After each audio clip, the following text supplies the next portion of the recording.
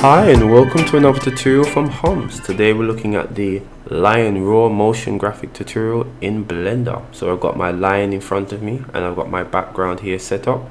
The background is actually a plain background here, a plain BSDF principal BSDF shader that's affected by two lights. So I'm going to take a look at the two lights here. Let's go ahead and just rotate it so I can show you these two lights. If I go to the light options, you can see we have a light blue here and we have a purple color here with a power for the purple of 1000 watts and the power for the blue of 600 watts, and that gives us this nice nebulous background, right, that we're going to put our stars on. Cool. For the lion now, the lion is a plain SVG input and is separated into different categories, different collections, sorry. So if you look onto my right of the screen, you can see the collections here, and also we can show the collections separately.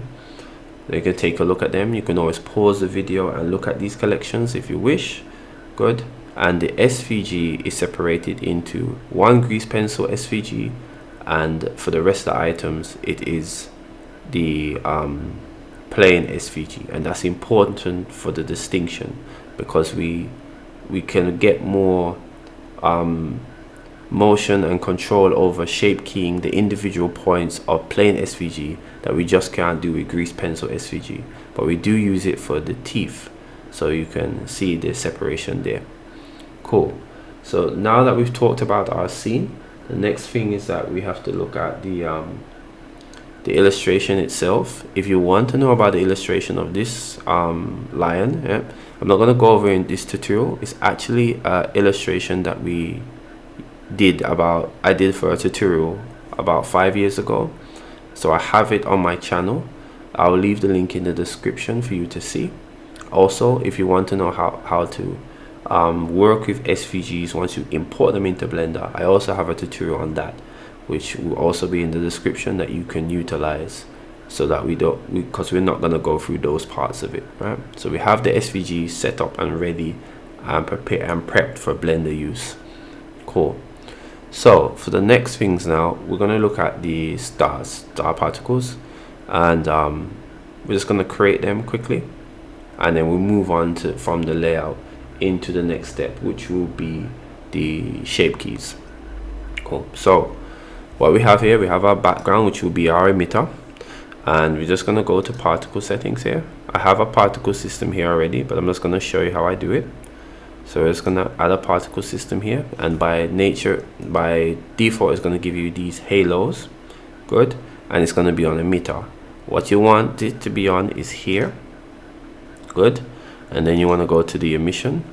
I use, I think, about 500, and I made sure that the render, right, was as a collection. Good. And we're going to select what the collection is in a second, but first we have to create that collection. So my collection is a set of two icospheres with two different colors. So if you go Shift and A, or you can go add at the top left corner here to access the same menu, we can go into our mesh and we can select icosphere here. Good. And I have it scaled down a bit, and I've just created two of them and assign them different materials. So if you go to the materials tab, you can press new and assign this a emission. I think both of them are emission. New, and assign this an emission, and I've just simply changed the color of one to a blue. Good. Now to put them in a collection, we simply just select both of them and press M on our keyboard, and we have new collection, and we can then name what this collection is. Good. Now I've already made a collection out of this, and I've called it Starry Sky Collections. Good. And then what we do then, once we have that collection done, we're going to go to our particle system, making sure it's selected. Go to our particle system here, which is connotated by this icon, and we're gonna go down to the instance collection and select the collection that we just made. And for me it would be Starry Sky, but for you it would be whatever you named it to be. Good. So after you've done all of that, then you're pretty much just left with a particle system that looks like this, which has the starry sky set up. And you can change some settings here, like the seed or even the jitters or stuff like that, to change the way that the stars look, right? But for this tutorial, we're just looking at static stars, not the void stars that we see in the long preview with the full logo. I think it's better for this tutorial that we use static stars because we have a lot to cover. Cool. So that's this first step completed. We're going to move on into the next step, which is the shape key section.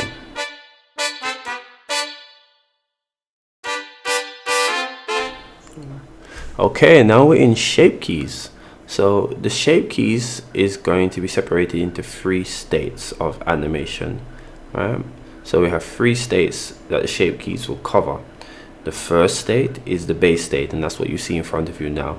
The second state is when the head is tucked, preparing for the roar, and the third state is the roar. So we have 3 shape keys. We're going to have the base, shape key 1, shape key 2. Good. So what we have here for our SVG here, we're just going to select this head. Right now we don't have any shape keys. You can find our shape keys in the data tab to our right, and we're going to go down to shape keys down here, and we're going to press plus 3 times for the 3 different states. So the base state is already set because we've already set it's already there, right? The base state will use whatever state we have active right now. Then key 1 is when the head comes down. Good. And key 2 is when the head will rise up. So if you want to, you can name this the head bow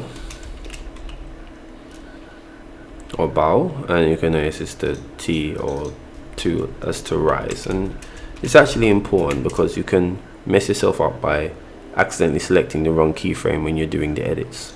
So you select the keyframe, and then you press tab to go to edit mode. You can always select the keyframe in object mode. As you see, it goes gray when you're in edit mode. Press tab and you'll be greeted with these nodes, and this is why we picked the SVG input over the plane, over the grease pencil, because now we can modify these curves and get an automatic interpolated animation curve from using the shape keys, and we can edit the nodes directly to achieve this. So what you're going to do is that we're just going to zoom in here. We're going to use these nodes here, and we can see we can freely select them and move them around to create the illusion of the head turning and the head bowing, right? So that's when we tilt our head forwards, right, and tuck our chin into our chest. Good. And it's also going to have a slight turn to the right. So we're going to use these curves now to move from the base state to key 1, what we want key 1 to look like. So typically when we're doing this now, we want to simulate the movement of the turning of a head, and we're doing this using 2D tools.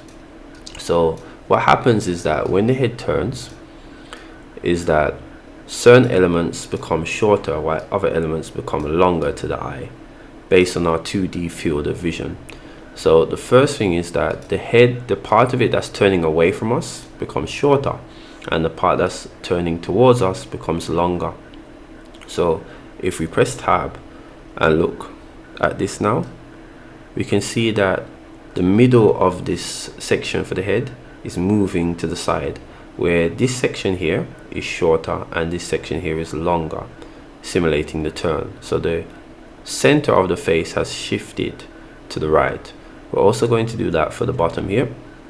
We're going to just select this node and move it across. Good. And then we're just gonna re-edit some of these nodes so it doesn't look deformed. All in all, using our curve tool to simulate this motion. Good. And if we take a look now at the shape key, we can see that it really does look like the head is moving to the side. Right, even though we haven't moved the eyes and the noses yet, it's giving us the impression that the head is moving to the side. So this is the curve, right? Now we want the head to kind of bow now, where the chin gets tucked in. So for that, we know that as the head moves closer to the camera, it appears bigger. As the chin moves away from the camera, it appears smaller. So what we can do here now is that we can select all of these nodes here and press S on our keyboard and just scale it in a bit. Good. And we can select these nodes at top and scale it up a bit. Cool. So essentially we are creating the illusion that the head is turning and bowing its head at the same time. Cool. And we would do this for the chin as well, right? So make the chin come closer as it tucks in. So we're going to create 2 keyframes for this, 3 keyframes for this, following the same principle, making sure that the correct keyframe is selected. We want the bow selected. So this will be bow, and this will be rise. Cool. And we're just basically doing the same thing here, making sure that bow is selected, and we can have all the keyframes selected and move it and slightly just scale it down and tuck it in as we move it up. Cool. So if we move the value slider up, we can see that everything is moving in accordance to the turn. Now when we have a situation where the head is becoming larger and the chin is becoming smaller, and the sections that are furthest away from us are becoming smaller, and the ones that are closest to our eye are becoming bigger, and we're doing this in a 2D plane, the illusion of this effect, which is really just how our eye perceives things in Z space, in 3D space, we refer to that in 2D space as foreshortening. So we are foreshortening the object to mimic the illusion of a head turn and a head bow. Good.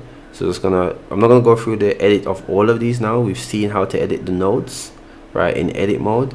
So we're just gonna go over to the changes, right, because I think that's more valuable to you, and then we'll go through what these changes look like now that we've applied all of the edits as we should have. So if we go to the shape keys here, let's take a look at this. So we've got the keys here, and if we look at the head bow, you can see it comes down. Good. And we can also look here, we can see that the chin comes in. Let's take a look at the nose on the key 1, and the eyes as well. Let's take a look at these now. Move the value slider together. Key 1. Good. And this is what the head looks like now that we've turned it. Good. And we've applied these shape keys to all the elements here to make sure that we have the turn. So this is for the head going down. You're going to have another section now where you're going to edit the curves for the head going up for the roar, and it's just the same effect, but you've just reversed some elements. Now that the head is moved away from the camera, right, the bottom of the chin will appear larger. Good. So we're going to take a look at that quickly. Will appear larger, and the head will appear smaller. So we're going to take a look at this very quickly and see how this looks. Moving it to the side here, and let's go and select you. Move this to the side for keyframe 2, which is the rise, and do it for the eyes as well. Just lift these up.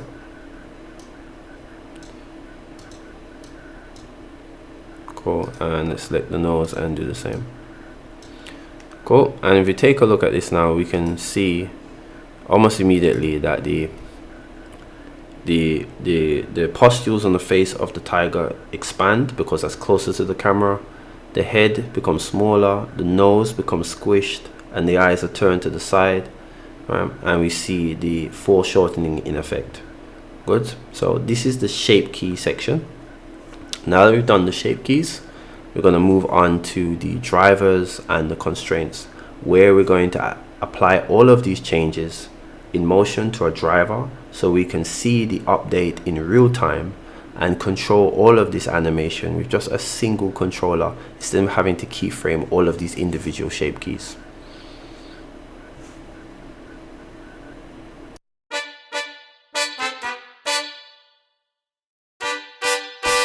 Okay, so now we're moving on to the drivers and the constraints. Good.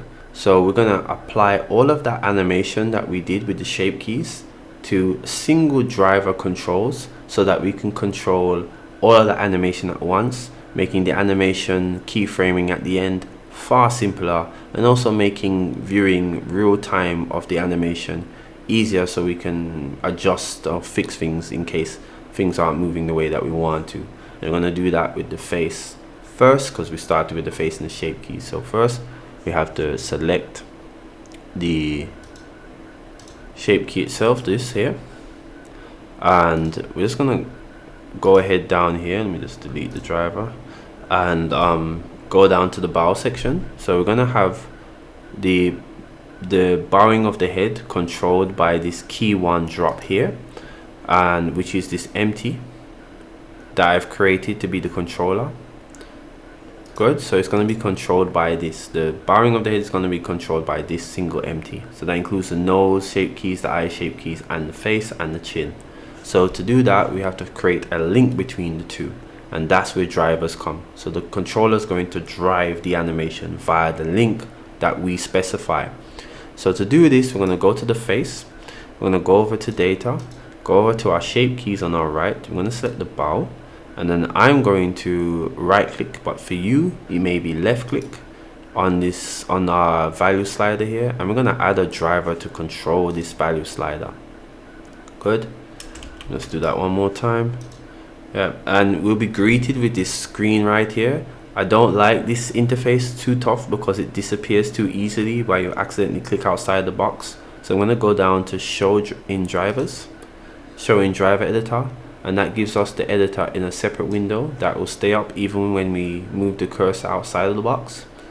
And then we're going to select the key that we have the driver on, and we see that we have the same menu to the right, plus we have a nice graph that shows us, like the graph editor on the node editing section, how this shape key works, where this is 0 and this is 1. Good. So we're going to change the expression here. Now we notice that we have this red bar here, which is perhaps the most important. The driver cannot operate without you specifying what's driving it. So we're going to specify the controller, which is our key 1 drop. This is our key 1 drop right here. So we're just going to go ahead and find it. Key 1 drop 02.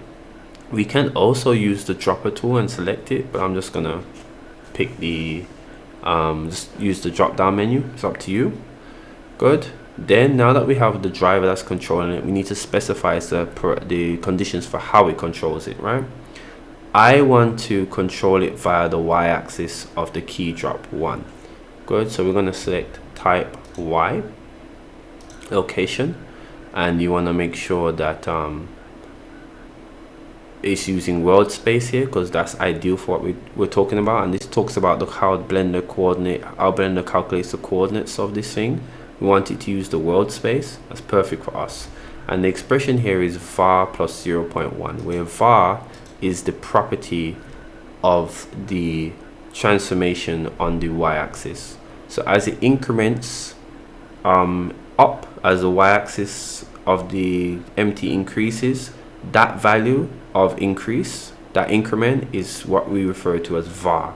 So we're saying now that the new property, or the relationship between the shape keys and var, right, is such that every time var increments, right, the shape key also increments with the same amount. So it's important to make sure that your y-axis, for me in case, is set to 0. This is important, right?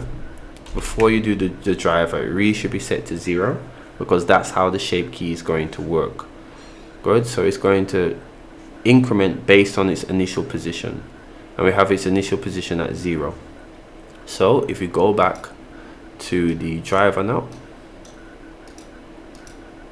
good, every time the distance of the y goes up by 1 by an increment, so will the value slider for the shape key. So this is just fine as an expression. We're not going to change this. Let's go and exit this and see how it operates. So if we press G and Y and move it on the y-axis now, we can see that the head is indeed turning. Cool. So this is now controlling the turn of the head, the turn on the bow. So basically we're just going to drive all of these elements, the chin, the nose and the eyes, to this drop. And for the roar, or for the lift, we're going to keyframe the second key. You're going to drive the second shape key values, which is the lift or the rise, to this second controller, which is the lift controller. Therefore we can see the whole animation in real time. Good. So we're just going to move on to that to see what that looks like.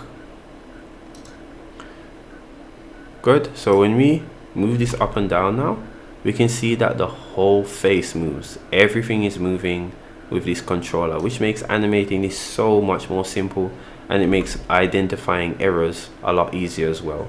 And we basically call this a rig now, having this animation controlled by a single controller. Having different animation elements controlled by a single controller is what we refer to as a rig. So this is a rig for motion right now, and this will make animating it far easier. Cool. Now that we've done this part, let's take a look at the roar as well. We've also done the roar, same principle. Alright, now it's okay that we have this moving from 0 to 1, but if we do not constrain this thing, if we do not limit it, then the animation will just go, the controller can go up by any amount, and that would be kind of awkward to animate. So if we take off the controller, we can see that we get the animation, but we're not quite sure where to start, because this can go anywhere and start from anywhere. So what we do is that we limit the location using a constraint. So I have my constraint here, but I'm going to show you how to add it. We select our controller, go to limit location. The location axis that we want to limit is the Y. Good. We want it to start at 0, and we want the maximum to be at 1, which equals the 0 to 1 of the value slider for the shape keys.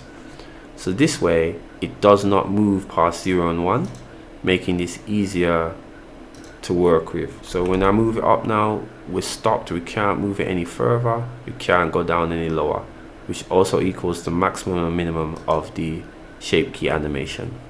And that's what we had our constraints. So I've added constraints to key drop 1 and key drop 2. Cool.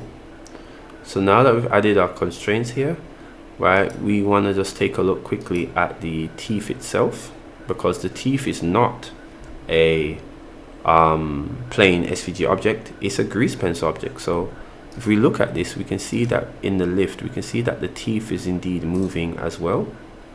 So if you just go GY, the teeth is moving along with the whole animation here. So how do we achieve this? And we have to do a bit of percentage math. Okay, so we're going to use a bit of simultaneous equation to determine the percentage math, and we need the X max and the Y max. Now I'm not going to go through the Y max because it's just basically you're going to just copy the same formula that you use for the X max over to the Y max. So we're just going to concentrate on the X max, and then we know we're going to do the same thing for the Y. So the X max is basically the maximum X location data that the teeth will have to travel. Right, we're going to need that, and for me that's 0.106. Good. So we know that every increment of value increased from the timeline from the first keyframe to the end keyframe of the empty, the key lift, will, for every increment, right, it will move towards this max. So when that value reaches 1, for when the Y value for the empty reaches 1, we know that the X will reach its max, and that max will be 0.106. So what we can say is that the current value of every increment, we're going to call that X current, over the max will equal to a constant, and that constant will also equal to the same constant that the current empty value, current empty value for the Y, and the over the max of the empty value, and the max is 1, and the current empty values we know because that increments to 1. Cool. So those two will be equal to each other, or equal to our constant. So if we remove the constant, we can say that X current over X max is equal to the current of the empty value over the max of the empty value. and this is the basis for the equation. So this is long to write as an equation, so we're going to call the x current xc, and we're going to write in the value of the max, which is 0.106, and that's going to be equal to the current empty value, which we know inside the driver editor menu, that is called var. So that's going to be var over the maximum of the empty value, and the maximum that the empty value reaches is 1. Cool. So we have that equation. If we transpose for the formula, we just have to multiply each side by 0.106, right, so that we can make the x current the subject of the formula, and we'll get an equation that says var over 1.0 times 0.106 is equal to the x current, and that's the value that we want to work out. Right, so this is just a bit of percentage math, the same procedure used to work out the percentage of anything, and all you would do is that for whatever max value your object is, or whatever you're animating is connected to the driver, you would just replace the 0.106 with whatever value that is. So that applies to the Y max as well. So when I enter in the Y max, that would just be the one thing that changes, basically, just that value that we're multiplying by. Right, so we pump that in, and that's what gives us the value. Yeah, and we see this go up like this. Cool. So in the next section, we're going to be looking at the follow path, how we've separated animation from the facial structure animation into the turning and the curving of the head, moving from left to right, curving of the head, and separated from the facial animation, and how we bring those two together.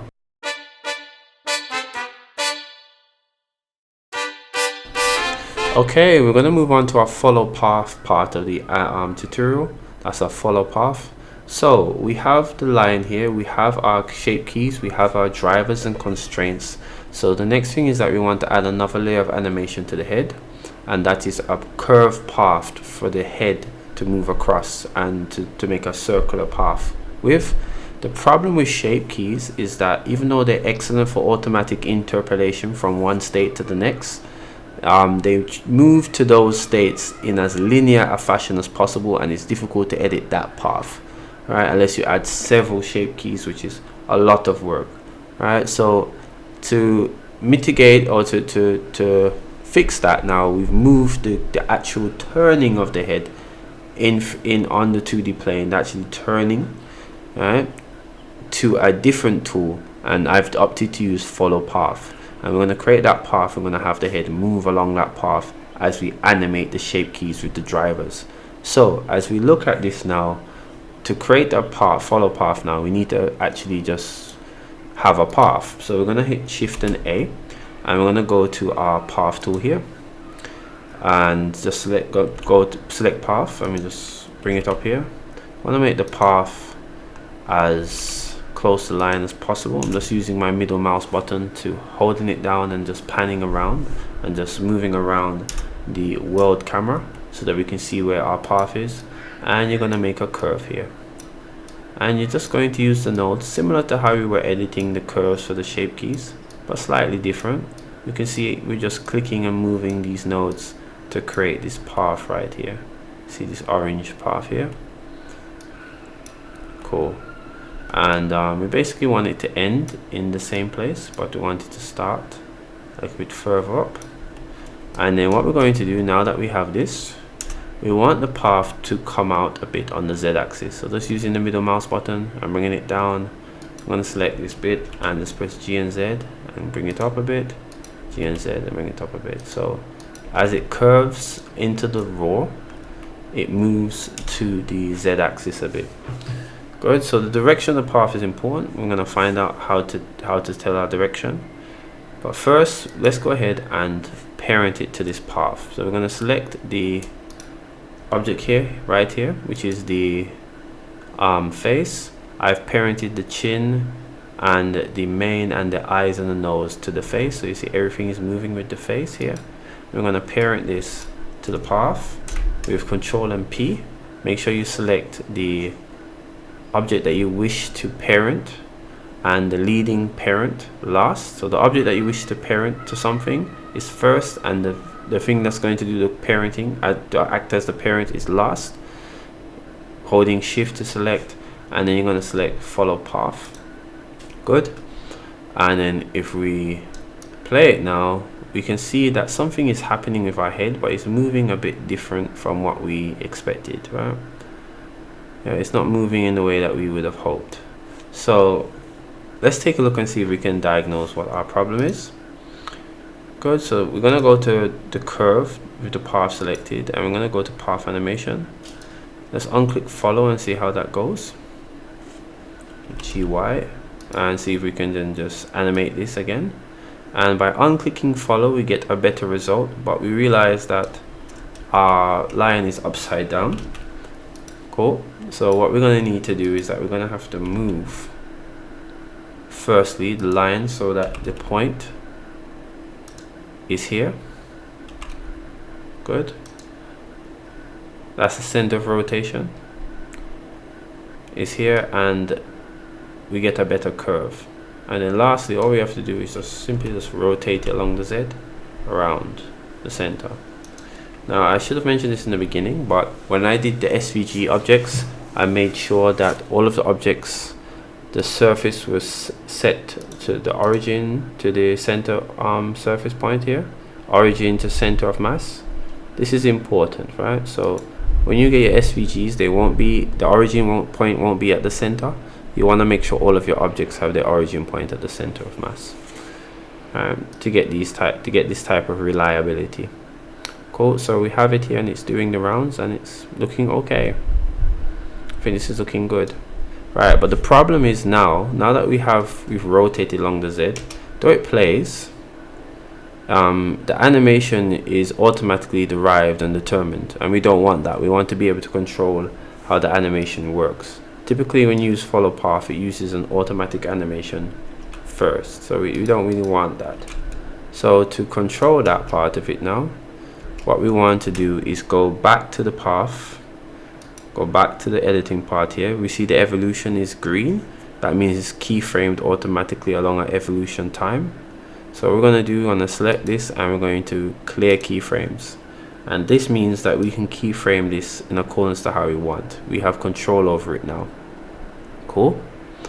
So we're not going to animate it in this section. We've just done the follow path, and that is the follow path animation. So as it moves down, as the head moves down, we're going to have the curve of the head as well, along with the shape key animation controlled by the drivers. Cool. So the next part of the tutorial is moving on to the lattice mane.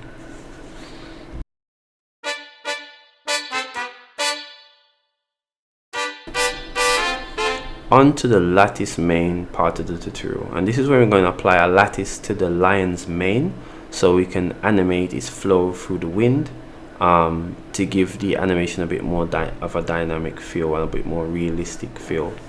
Right? So we have our lattice here already. You can make your lattice just holding Shift and A and going to lattice modifier, and then in that we have a resolution of 5 and of U5 and V5. Good. So X and Y, we have 5 across 5 bars here, and this will be enough resolution for us to animate the lion's mane in a pleasing way, smooth enough way. Yeah? So next part of it is just like with grease pencil in the prior tutorial, right?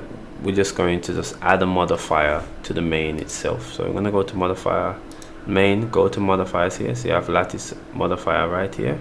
Just going to exit that and do it once more so you can see. Go to lattice, make sure you go to modifiers, it's the wrench icon first, then go to lattice modifier. We're going to select our lattice here, and that's it. It means that this mane is now editable, or will bend or will move or shape itself in accordance to how we move this lattice. So next we have to create some shape keys for this lattice here. So we're going to create 2 shape keys here. So we're going to have the base, which is this. I'm going to create 2 shape keys. So the first shape key we have, we're going to have the lattice move to the hair move to the left, and then the second keyframe is where the hair moves to the right. So we need to have proportional editing on. and I think I like sphere for this one specifically. So I'm just selecting sphere here with proportional editing on. We're in edit mode, and then we're just gonna go ahead and put G. And while we hold G, we can scroll our middle mouse button to increase the sphere of influence, or the circle of influence. As we increase the circle, we can see we influence more of the hair. Cool. And I like the way this looks. We're just gonna rotate it a bit now and bring it up, and let's bring it up about here and press tab. So when we animate this, we see that we get some animation here. I think we can bring this up a bit too. Just reduce the sphere of influence and bring this up a little bit, and bring this up. Yeah, something like this. Cool. And then this should have been the left, and then we're gonna do it for the right now, which is U. G, just bring it to the right a bit. And let's increase our sphere of influence. Just pressing G and increasing it a bit, and then rotating it a little bit. Bring it up. Cool. And then press tab so that we have our left, and we have our right, and we have our left. Cool. So let's put this to right. Good. And this basically is our lattice modifier. So now when we go into the animation section, we can just animate the lattice modifier to move the hair. Cool. So that's this part of the section finished. We're going to move next on to the Roar refraction. When we look at the shader node group setup, that's going to give us those rings of roar that add distortion to the camera as well.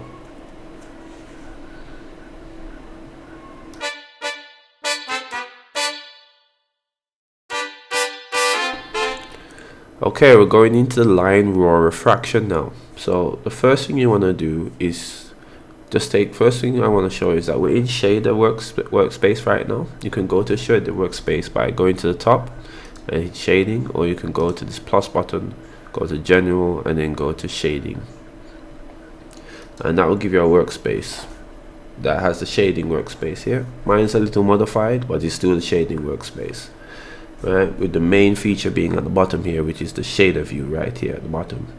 Cool. So we need to create a plane first. First up, what you see on the screen is that I have all of the shader node points here already on my screen here. Naturally, you wouldn't have all of these. I've decoupled them already, but we're going to go through them one by one, right, as we create the roar, and show you how I got them. So the first thing you want to do is create a plane, and you want that plane to cover the surface of the camera.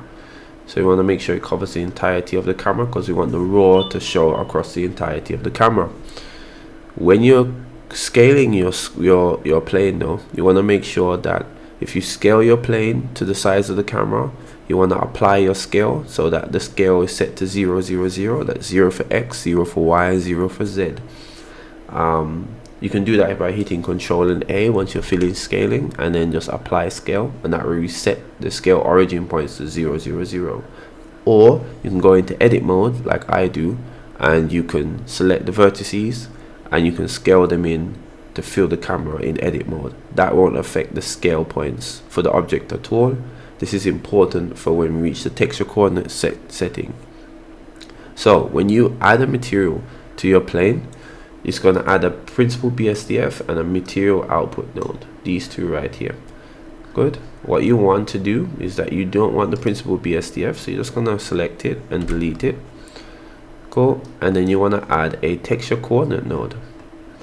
Good. And you can do that by hitting Shift and A and searching. Good. And then type in texture coordinate node, and that will get you that. So out of the options that we want to connect to the surface, we want to connect the object. Right, and here we can see why it's important that we set the scale. If you don't set the scale to 0, 0, 0 for the object, then the coordinate center point won't be in the center of the object, and this will be a problem, because the concentric circles won't emanate from where we want them to emanate from, and we want them to emanate from the center of the object. So here we have something of 4 quadrants that are representative of a Cartesian plane. Now a Cartesian plane is a graph of x and y coordinates, right? So if we see here, we have a line coming down basically, and that's y, and we have a line going across, and that's x. So y for vertical, x for horizontal. Cool. What we want to do now is change this into a set of concentric circles, and to do that we're going to apply the length node. So if we just search for length, we want to search for that vector math. So you're going to go to Shift A and search vector math. Good. And then when you enter vector math, you're going to see a drop down and you're going to select the length. Okay, so we have our Cartesian plane, y and x axis, and this is a point on that Cartesian plane, the green line, and that's just a random point, any point that we pick. Now the length of the vector of that coordinate is from the center of the Cartesian plane to the end. Cool. So if this is just for one point, if we add it to several points on the Cartesian plane, right, we get something that looks like this, right? And we see we have the length of vector for several different points. Now if we remove the lines, right, and just put the points themselves, we can see that we have something like an arc. Now if we mirror this arc across the 4 quadrants, not just the first one, we see that we have something like that looks like a circle. Good. So we just want to connect these dots to make the circle.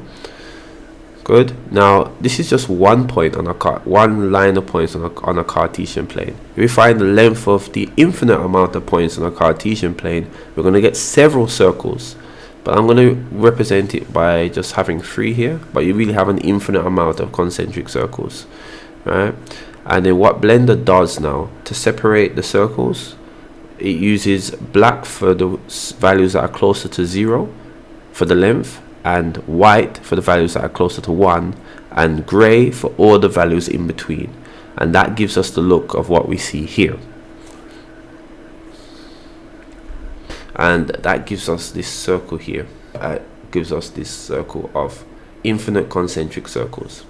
Good. So we want to have a bit of control over these circles. So first we're going to add a multiply node, and then we're going to add an add node.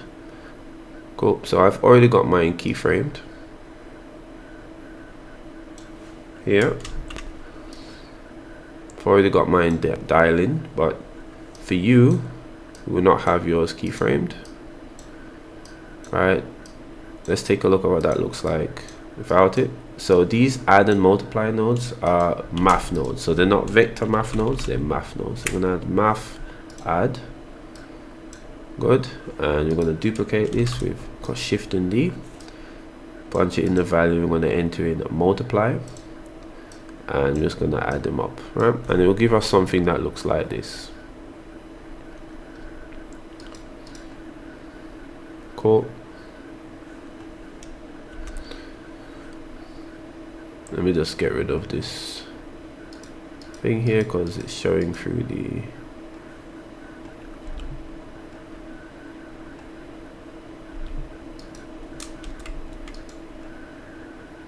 teeth is somehow showing through the piece here. Grease pencil problems. Hide. Grease pencil problems.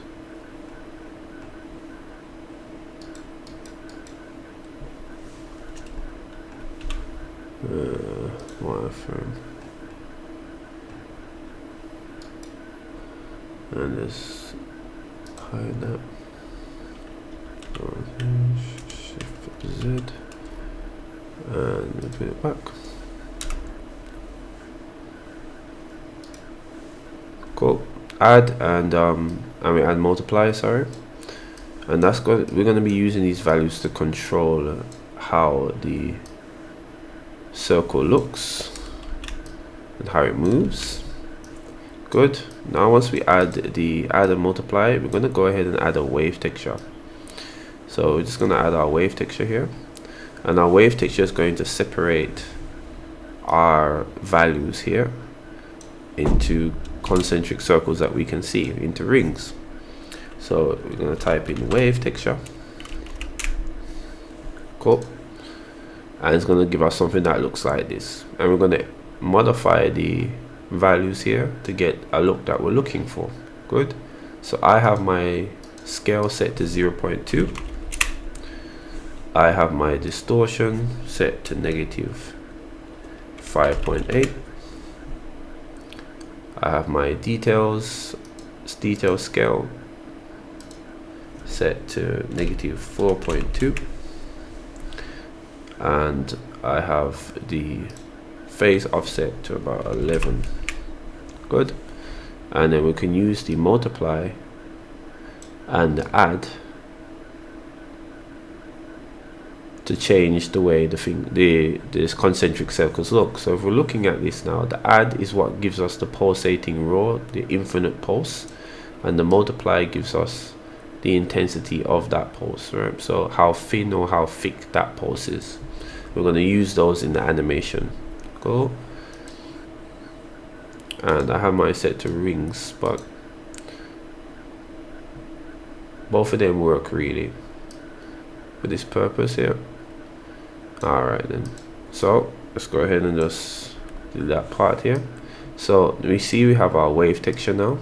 Now we're going to go ahead and add some nodes here that will help us with the more of the look. Yeah, so less of the how to animate the pulse, but more of the look of them. So I'm going to add a cosine math node, regular. Cool. And then what we're going to do, we're going to feed the cosine math rules here. We're going to feed it into a couple of values here. So the first thing is that we want to feed the FAC into the cosine, and then we want to feed, and then we want to import we want to create two other nodes here, so shader group nodes here. We're going to add a color ramp. I'm going to add a refraction BSDF, and the refraction BSDF is where the magic works, right? So this is the shader tool that helps us to bend the light in accordance to how the rings are moving from black and white. So it tells the camera how to bend light using values of 0 and 1, between 0 and 1. So we want to add the value from the cosine here into the IOR. Cool. And then once we do add it to the refraction IOR, the index of refraction, which is the value that tells the camera how to bend the light, I'm going to go ahead and add a color ramp too, and we're going to have it along the same fact. Excuse me. Good. So my color ramp is black to this blue right here, and the blue I'm using is a hex of here. You can see the hex value right here. That's the blue, and that's going to give our roar a bit color. Cool. And then I'm going to go ahead and enter in the value into this transparent shader here. And in this section, I'm just going to take you through the next, how we join these nodes together, how we're joining all of these effects together, the refraction, the wave texture, and the color ramp. And we're just going to be using a bunch of mix shaders. So for first part, we want to make sure that the refraction is connected to the mix shader here at the bottom, and we're going to add a transparent node here. We're going to add the color to the shader here, and we're going to add the alpha to the fact here, because we want the alpha of this color ramp to go to the shader. The transparent nodes is to make sure that the black disappears while only the white shows. Right, and we see the shade of grades that show in between. We're going to add a transparent node to this as well. Cool. And then we're just going to pump these two together, these two mix shader nodes together here. And lastly, we're going to pump this final shader into the surface material node right here. Just delete this one. Cool. So this is how the node arrangement is for the Roar. And basically we can see now as I move the add, we're getting distortion. So if we look at the line here, you can see that the camera is distorting the position of what's underneath it, right, with this effect of this Roar. Now if you follow these values, you'll be just fine, right? And we're going to be animating the add, the multiply, the color ramp, and the final shader, mix shader, to get the results of the raw animation. But we're not doing any animation in this tutorial. We're going to do that in the next one. Right, so this is the Lion Roar refraction part of the tutorial. We're going to move on to the animation of the camera as well as the animation of the entire piece now.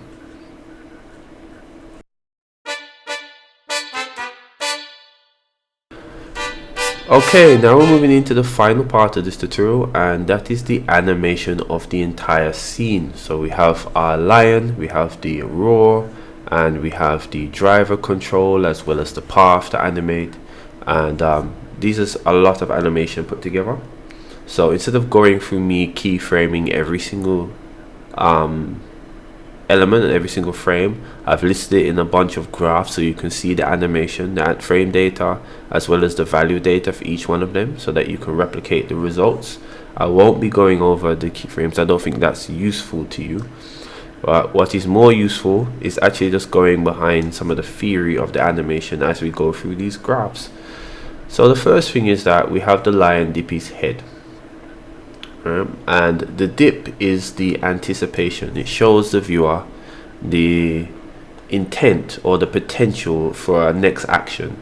Right, so the roar becomes far more impactful with this dip because it shows that the lion is preparing for something, right? And that adds to the overall impact of the final outpour, which is in this case the roar. So we have the dip and we have the burst out. So what we would do with the drivers is that we'd have the eyes come down, have the nose come down, right, have the head be bowed here, and we do that by just moving this down and up. Good. And while we're doing this, we have the path moving the head along the evolution timeline. So if we select this path here, you can see how we're doing it, and we go to the path animation with the evolution time. We just time the curve, the bottom curve of the evolution animation with the bowing of the head, of the lion's head. So as it reaches the bottom of the curve, the head is bowed at its lowest point, and as it's rising up its head, the animation for the head, for the evolution time, reaches to the top of the curve, and we increase the shape keys so that the mouth is open at that point. Yeah? Now the only point of animation I've not shown you in this is actually the masking of the teeth. So if we look at the teeth here, the teeth does have a mask on it,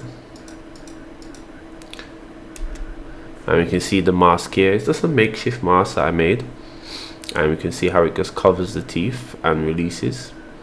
We could have connected this also to the driver control, which is the key one drop and the key one lift. Well, I think it would just be the lift, not the drop, and made this automatic, but I've just decided to just do this and animate it separately. But you can also make this automatic as well, using the same principle that we did in the driver's control. Okay, and now for the roar. Now if you click the roar and go to its animation properties, let's go to shading. I think we go to shading here, and we take a look at how we've animated it. Essentially, the multiplier kind of moves from the thin lines to the thick lines, so it's good for the start of the animation. So if we go ahead and we go to the shading one, and I just lift up this so that we can see everything here, and go to the dope sheet and change the shader view. Cool. So the multiply is good for the initial part of the raw, because it's multiplying. We see with the initial part of the raw, the first part of the raw is weaker, and it progresses to a bigger raw, right? And something that's far more intense and far more defined. So what the multiply does is that it replicates that. So first the pulses here are large, and then they become thinner and more defined as you go throughout. So the multiply is used for that initial part of the raw into the thinner, more defined parts of the raw, and as the raw is coming to its end, we reverse the multiply, and we see that the thickness of the rings gets thicker and thicker and thinner as it dissipates. And this gives the impression that the raw is increasing in intensity and decreasing in intensity. So the multiply is used for that purpose. And the AND, which is the pulsating of the raws, so the concentric circles being produced, the AND is used to simply just show the speed of the raw as it goes through its intense process, right? So as it goes into the main part of the raw, which is the middle, we see that the AND is at its highest, and it begins to decrease as it goes down. Right, so all of this is to improve the intensity of the raw. And then finally, the other animations that we use, which is the color ramp alpha and the mix shader alpha, these are used to control how visible the raw is. So the raw is not visible now it's visible, and as it comes to its end, we use these two to control the visibility of the raw. So that's the color ramp alpha, and that's the last mix shader, which helps us to animate the visibility of the raw. Okay, just adding this part here, which I forgot to add in the main part of the tutorial, is the camera animation. So as the raw has started in intensity, the camera begins to shake, and the shake helps to emphasize the power of the raw, right? And it's just a gentle shake, nothing too extraordinary, right? Because that could make the viewer dizzy. So what we have is that we have the shake increase in intensity and decrease in intensity as you're reaching the end. Good. So the shake for me in this case is more for the initial shock value of the raw. So what we can do, we can go to the graph editor with the camera selected, and we can see how this works. So what we've done is to simply added a keyframe. You don't have to add more than one. I just add a Y keyframe here in the instance here for the shake. Make sure the camera is selected. Good. It's just a single Y keyframe, and then with that, now we can activate the modifiers, add modifier on our right, and we can activate the noise modifier. And essentially what I've done is just added a restrict frame range from when I want the raw shake to start and when I want it to end, which for me is frame 20, and end is 97. And then what I do is that I have a blending, and the blending is basically to have is the influence of the shake from 0 to 1, where 1 is the fullness of the parameters that you send for the noise for the camera shake, and 0 is if it doesn't affect it at all. So it moves as a kind of gradient in between, and that is the increase in intensity that we're looking for. Cool. And the shake really helps to kind of to emphasize the impact of the raw. Cool. And that's the camera shake.